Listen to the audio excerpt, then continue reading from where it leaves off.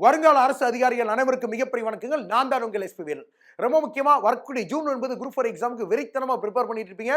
இதுல ஜிஎஸ் ஸ்பாட்ல யூனிட் 8ல இருந்து நமக்கு கண்டிப்பா ஒரு கொஸ்டின் வரும் அப்படின்னு சொன்னா சோசியல் ரிஃபார்மர் சமூக சீர்திருத்தவாதிகள் இருந்து ராமலிங்க அடிகள் அவர்களை பத்தி நமக்கு கண்டிப்பா கொஸ்டின் வரதுக்கு நிறைய சான்சஸ் இருக்கு. அப்போ அவரை பத்தி இருக்கக்கூடிய முக்கியமான விஷயம் அவரோட பிறப்பு எப்பத்துல இருந்தோ அவர் இறப்பு வரைக்கும் என்னவோ அவர் என்ன மாதிரியான சங்கம் உருவாக்கினார், என்ன மாதிரியான வழிமுறையை சொன்னார், அவரோட போதனைகள் என்ன அப்படின்ற எல்லாத்தையும் பத்தி டீட்டா பார்க்கக்கூடிய ஒரு வீடியோ தான் இந்த வீடியோ. ஸோ ரொம்ப முக்கியமா அந்த வீடியோ பார்க்கறதுக்கு முன்னாடி வீடியோட லிங்க் உங்களை மாதிரி இப்படி எல்லா நபர்களுக்கும் எல்லா குரூப்புக்கும் ஷேர் பண்ணி விட்டு உடனே இந்த வீடியோ அப்படி பார்க்க சொல்லுங்க. ரொம்ப முக்கியமான வீடியோவை லைக் பண்ணி விட்டு பாருங்க. பிடிச்சா லைக் பண்ணுங்க, அப்படி கண்டிப்பா லைக் பண்ணி விட்டுருங்க.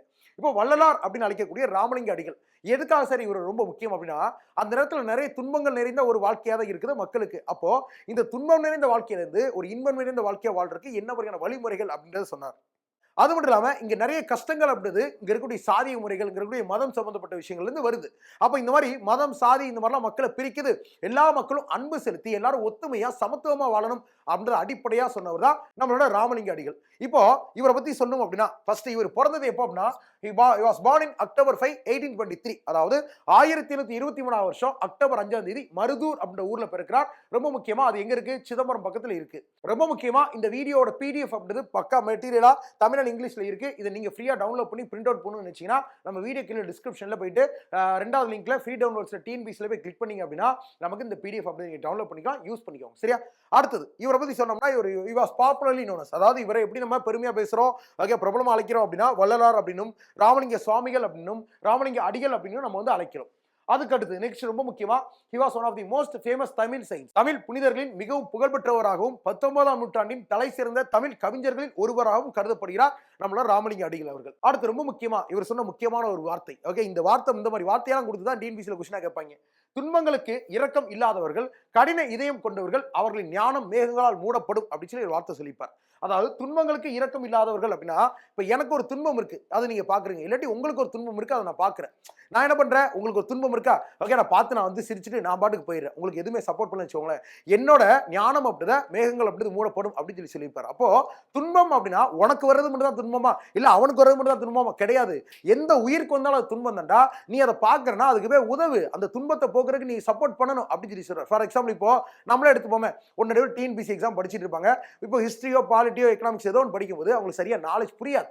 அப்போ ஒருத்தர் நல்ல பாலிட்டிலாம் படிச்சு வச்சிருப்பார்ல, ஹிஸ்டரிலாம் படிச்சு வச்சிருப்பார்ல, அவரு நீ போய் சப்போர்ட் பண்ணு, அந்த மனித உயிருக்கு ஒரு மனித உயிர் அப்படின்றது ஆதரவா இரு, துன்பம் அப்படின்றது போக்கு அப்படின்னு சொல்லி சொல்றாரு. அப்போ துன்பங்களுக்கு இரங்கல் இல்லாதவர்கள், கடின இதயம் கொண்டவர்கள், அதாவது துன்பத்துக்குன்னா பிற துன்பங்களுக்கு, அதுதான் ரொம்ப முக்கியமானது, பிற துன்பங்களுக்கு இரக்கம் இல்லாதவர்கள், கடின இதயம் கொண்டவர்கள், அவர்களின் ஞானம் மேகங்களால் மூடப்படும் அப்படின்னு இவர் சொன்ன முக்கியமான ஒரு வாக்கியம். அடுத்தது வேற என்ன அப்படின்னா ஒளியேற்றப்பட்ட விளக்கின் தீப்பிழம்பை நித்திய சக்தியின் அடையாளமாக வணங்க வேண்டும் என்ற கருத்தை ராமலிங்கர் ஆதரித்தார். இப்ப இந்த போட்டோலயே வந்து பாத்தீங்கன்னா இங்க வந்து பாத்தீங்கன்னா அவருக்கு முன்னாடி வந்து ஒரு சின்ன நெருப்பு ஒரு விளக்கு அப்படின்றது இருக்கும். அவர் என்ன சொன்னாரு, கடவுள் அப்படின்றது இருக்கிறத நம்பினாரா இல்லையா வள்ளலார் அப்படின்னு பார்க்கும்போது கடவுள் இருக்கிறார் அப்படின்னு சொல்லி சொன்னார். ஆனா கடவுள் ஒருவர் தான் இருக்கிறார், அதுவும் அருள் பெரும் ஜோதி அப்படின்ற வடிவில் இருக்கிறார் அப்படின்னு சொல்லி சொன்னார்.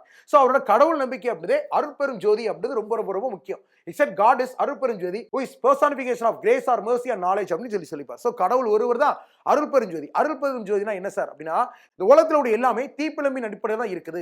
ஈவன் நமக்கு இப்ப இந்த உலகத்தை எடுத்துப்போமே, ஒரு பெரிய தீப்பிழம்பு அப்படின்னு கக்குன ஒரு சின்ன தீப்பிழம்பு தான் இந்த பூமி அப்படின்னு சொல்லி சொல்றாரு. இதை பிக் பேங் தியரி பத்தி பேசியிருக்காரு. இந்த மாதிரி உலகம் அனைத்துமே, உலகத்தில் கூடிய அனைத்து உயிர்கள் எல்லாருமே அடிப்படையா நெருப்பு வச்சுதான் உருவாயிருக்கு. அப்ப கடவுளும் இந்த மாதிரி ஒரு ஜோதி வடிவானவர் அப்படின்றதுனால நம்ம கடவுளை வழிபடும் போது இந்த அருள் பெரும் ஜோதி அப்படின்ற ஒரு கான்செப்டை வளராதவர்கள் நமக்கு சொல்றாங்க. நெக்ஸ்ட் அடுத்தது ஜீவகாருண்யம், அதாவது இவரோட போதனைகள் எதன் வழியில் இருந்தது அப்படின்னா ஜீவகாருண்யம் ரொம்ப ரொம்ப ரொம்ப முக்கியமானது. ஜீவ அப்படின்றது எதை குறிக்கிறது, நமக்கு ஜீவன், அதாவது உயிரை குறிக்கக்கூடியது. காருண்யம் அப்படின்னு நமக்கு கருணையை குறிக்கக்கூடியது. அப்ப இவர் என்ன சொல்றாரு, ஜீவகாருண்யம் அப்படின்ற பண்பை எல்லாரும் பழகுங்கன்னு சொல்லி சொல்றாரு. ஜீவகாருண்யம்னா அப்போ மனித உயிர்களுக்கு மனிதர்களுக்கு ஆதரவா இருக்கணுமா, நல்லா கவனிச்சுவோங்க. ஃபார் எக்ஸாம்பிள் இப்போ நான் எஸ்பிரண்டா இருக்கேன், நீங்களும் இருக்கீங்க, உங்களுக்கு ஒரு பிரச்சனைனா நான் வந்து ஆதரவா இருக்கணும், எனக்கு ஒரு பிரச்சனை நீங்க வந்து ஆதரவா இருக்கணும். இதை தாண்டி ஜீவகாருண்யம் என்ன சொல்றது அப்படின்னா நம்ம வீட்டு பக்கத்தில் ஒரு செடி இருக்கோ, ஒரு மரம் இருக்கோ, ஒரு கொடி இருக்கா, ஒரு சின்ன விலங்கு இருக்குதா, ஒரு சின்ன பூச்சி இருக்குதா, இது எல்லாத்துக்கும் அன்பு செலுத்து அப்படின்னு சொல்லி சொல்றாரு. அப்போ இங்க இருக்கக்கூடிய உயிர்கள் மனித உயிர்களா இருந்தாலும் சரிதா, அது தாவர உயிர்களா இருந்தாலும் சரிதா, உயிர்கள் வந்துட்டாலே அந்த எல்லா உயிர்களுக்கும் அன்பு செலுத்து, உயிர்களுக்கு அன்பு செலுத்தும் கான்செப்ட் தான் இவரு ஜீவகாருண்யம் அப்படின்னு சொல்லி சொல்றார். சோ தன்னோட வழி பாதை அப்படி ஜீவகாருண்யம் அப்படின்னு அறிவிக்கிறார். தன்னை பின்பற்றும் பின்பற்றாளர்களும் இந்த ஜீவகாருண்யத்தை பின்பற்றுங்க அப்படின்றத அடிப்படையா சொல்கிறார். சோ ஜீவகாருண்யம் என்ன, ஜீவகாருண்யம் அப்படின்னா அனைவருக்கும் அன்பு செலுத்துதல் அப்படின்றத ஜீவகாருண்யம் ரொம்ப ரொம்ப ரொம்ப முக்கியமானது. அனைத்து ஜீவன்களுக்கும், ஈவன் பிளான்ஸ்ல இருந்து இன்செக்ட்ல இருந்து நமக்கு ஒரு அனிமல்ல இருந்து ஒரு சின்ன ஒரு செடி வரைக்கும் நமக்கு எல்லாத்துக்கும் அன்பு செலுத்துன்னு சொல்லி சொல்றார். அடுத்தது ரொம்ப முக்கியமானது, சாதி அமைப்பு சமூகத்தின் மீது ஏற்படைய பாதகமான தாக்கங்களை காரணமாக அவர் மிகவும் எதிராக இருந்தார். வேற ஒன்றும் கிடையாது. இப்போ கேஸ்ட் சிஸ்டம், இப்போ இந்தியாவில் கூடிய எல்லா பிரச்சனையும் எடுத்து பாருங்களேன், முக்காவாசி பிரச்சனைகளுக்கு அடிப்படை காரணமாக இருக்கக்கூடியது சாதிய முறைகள் அப்படிதான், கேஸ்ட் சிஸ்டம் அப்படிதான். இந்த கேஸ்ட் சிஸ்டம் அப்படிதான் இவர் முழுக்க முழுக்க எதிர்க்கிறார். ஏன் அப்படின்னா, இவங்க ஒரு மக்கள் அப்படின்னவங்க ஒருத்தங்க உயர்ந்தவர்கள் தாழ்ந்தவர்கள் அப்படி இருக்கக்கூடாது, சமமா இருக்கணும். ஓகே, ஒருத்தன் சாப்பாடு கிடைக்குது, ஒருத்தன் சாப்பாடு கிடைக்காம இருக்கு. ஏன் கிடைக்காம இருக்கு? அவன் வேற ஒரு நல்ல வசதியான குடும்பத்தில் இருக்கான், இவன் வசதி இல்லாத குடும்பத்தில் இருக்கான். அப்போ வசதியான குடும்பத்தில் இருக்கவன் வசதி இல்லாத குடும்பத்தில் இருக்கவனுக்கு உதவலாமே, அதுக்கு பிரச்சனை கிடையாது. ஆனா அங்க சாதி அப்படின்னு ஒரு விஷயம் தடுக்குது. அப்ப அந்த சாதிய முறை அப்படிதான் முழுக்க முழுக்க எதிர்க்கிறேன், இதை ஒழிக்கணும் அப்படின்னு சொல்லி நினைக்கிறேன் அப்படின்னு தான் சொல்லி சொல்றாரு. சோ சாதிய முறைகளுக்கு வளரார் அவர்கள் அப்படியே ஆப்போசிட்டா தான் இருக்கிறார். ரொம்ப முக்கியமானது. அப்ப இந்த மக்கள் எல்லாம் சமத்துவமா வாழணும், அப்ப நம்ம ஒரு சங்கத்தை உருவாக்கும் அப்படின்னு சொல்லிட்டு ஒரு சங்கம் உருவாக்குறார். அந்த சங்கம் தான் நமக்கு சமரச வேத சன்மார்க்க சங்கம். ரொம்ப முக்கியமானது, சமரச வேத சன்மார்க்க சங்கம் தான் இவர் உருவாக்கக்கூடியது 1865 வருஷம், 1865ல. அது மட்டும் இல்லாம இப்போ பிற்காலத்தில் இதுக்கு பெயர் மாற்றுகிறார். எப்படி மாற்றார்? சமரச சுத்த சன்மார்க்க சத்திய சங்கம் அப்படி சொல்லி பெயர் மாற்றம் செய்கிறார். இது ரொம்ப ரொம்ப அடிப்படையானது. ரீசெண்டா நடந்த குரூப் 1 எக்ஸாம், குரூப் 4 எக்ஸாம்லாம் கூட இது கொஸ்டின் கேட்டிருக்காங்க. அடுத்தது சத்திய தர்ம சாலை அப்படின்னு ஒன்று உருவாக்குறார். சத்திய தர்ம சாலைன்னா என்ன சார் அப்படின்னா, இவர் தன்னோட போதனைகள் அப்படி சொல்றதுக்காக நிறைய பகுதிகளுக்கு இவர் வந்து பயணம் அப்படி போறார். அப்படி பயணம் அப்படி போகும்போது நிறைய மக்கள் பஞ்சத்தினால சாப்பாடு இல்லாம உணவு இல்லாம கஷ்டப்படுறாங்க. அதை பார்க்கும்போது அவருக்கு மனசு ரொம்ப கஷ்டப்படுது. ஏன்னா இவர் தான் சொல்லிக்கார், பிறவங்களோட துன்பங்களுக்கு வந்து நம்ம இறக்கப்படணும் அப்படின்னு சொல்லிட்டு. அப்ப இவருக்கு மனசு ரொம்ப துன்பப்படுது. என்னடா இவ்வளவு பேர் சாப்பிடாம இவ்வளவு கஷ்டப்படுறாங்களே, அப்ப நம்ம என்ன பண்ணலாம் அப்படின்னா ஒரு ஐடியா யோசிக்கிறார். நம்ம என்ன பண்ணுவோம், இலவசமா உணவு போடுற மாதிரி நம்ம ஒரு இடத்தை உருவாக்குவோம் அப்படின்னு சொல்லி யோசிக்கிறார். அந்த இலவச உணவு விடுதி அப்படிதான் நம்ம என்ன சொல்லி சொல்றோம், சத்திய தர்ம சாலை அப்படின்னு நம்ம சொல்றோம். சோ இது எங்க அமைக்கப்பட்டிருக்குன்னா வடலூர் அப்படின்ற ஒரு இடத்துல அமைக்கப்பட்டிருக்கு. சாதி பாகுபாடின்றி அனைவருக்கும் இலவச உணவு விடுதியை நிறுவினார். எந்த வருஷம்? 1867 வருஷம், 1867ல. யார் வேணாலும் இன்னைக்கு போனாலும் 24 மணி நேரம் அங்க சாப்பாடு கிடைக்கும். ஓகே, அனைத்து மக்களும், அதாவது எல்லாருக்கும் யாரும் போலாம். ஈவன் நமக்கு அசுரன் அப்படின்னு ஒரு படம் வந்திருக்கும். அந்த அசுரன் படத்துல கூட தனுஷா ஒரு பையனா போய் ஒரு இடத்துல சாப்பிட்டு இருப்பாங்க. வள்ளலாரோட ஒரு போட்டோ அப்படி ஒட்டப்பட்டிருக்கும். அதான் சத்திய தர்ம சாலை, வேற ஒன்றும் கிடையாது. அப்போ இவர் என்ன பண்றாரு, வடலூர் அப்படின்ற ஒரு இடத்துல அனைவரும் வந்து உணவு சாப்பிடும் விதத்துல எல்லா மக்களுக்கும் பயனுள்ள விதத்துல சத்திய தர்ம சாலை அப்படி 1867 உருவாக்குறாரு. அது மட்டும் இல்லாம தன்னோட பின்பற்றாளர்களையும் ஒவ்வொரு ஊருக்கும் இந்த மாதிரி பண்ணுங்க அப்படின்னு சொல்லி சொல்றார். அந்த மாதிரி நிறைய இடங்கள் அப்படி நமக்கு உருவாகுது. நிறைய மக்களுக்கு பசி அப்படி போக்கப்படுது, துன்பங்கள் அப்படி போக்கப்படுது.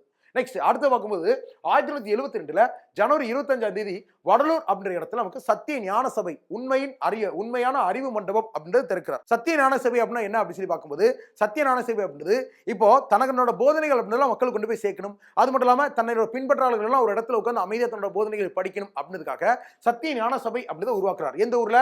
வடலூர் அப்படின்ற ஊர்ல உருவாக்குறார். உருவாக்குனது 1872 ஜனவரி மாசம் 25ஆம் தேதி உருவாக்குறார்.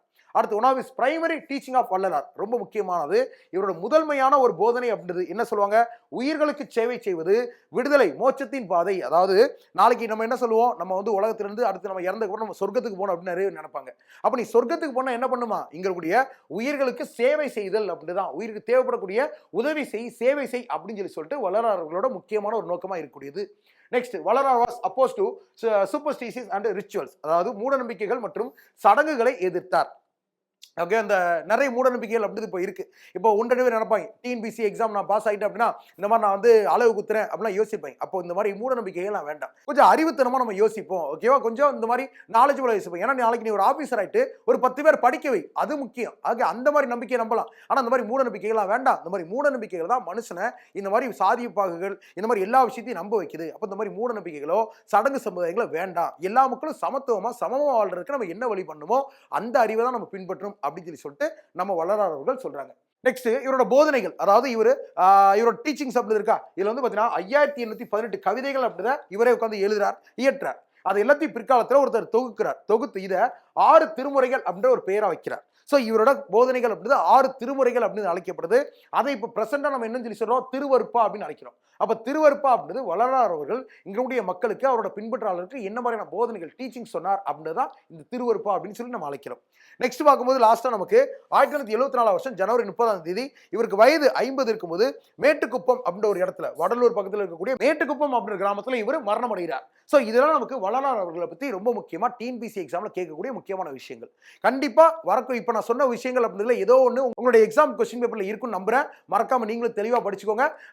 ரொம்ப முக்கியமான இந்த வீடியோ எப்படி இருந்துச்சு அப்படின்றது வீடியோ கீழே கமெண்ட் செக்ஷன்ல கமெண்ட் அப்படி பண்ணுங்க. நான் ரிப்ளை அப்படி கொடுக்குறேன். வேற என்ன டவுட்ஸ் இருந்தாலும் கேட்டுக்கோங்க. ரொம்ப முக்கியம் வீடியோவோட பிடிஎஃப் டவுன்லோட் பண்றதுக்கு வீடியோ கீழே பிடிஎஃப் டவுன்லோட் பண்ணக்கூடிய லிங்க் அப்படி இருக்கு. அதை கிளிக் பண்ணி ஃப்ரீ டவுன்லோட்ஸ்ல டிஎன்பிசியில் போயிட்டு இந்த பிடிஎஃப் டவுன்லோட் பண்ணி நீங்களும் யூஸ் பண்ணிக்கோங்க. ஸோ தேங்க்யூ எல்லாருக்கும். இது மாதிரி இன்னொரு நல்ல வீடியோ உங்களுக்கு சந்திக்கிறேன். அது வரைக்கும் தேங்க்யூ.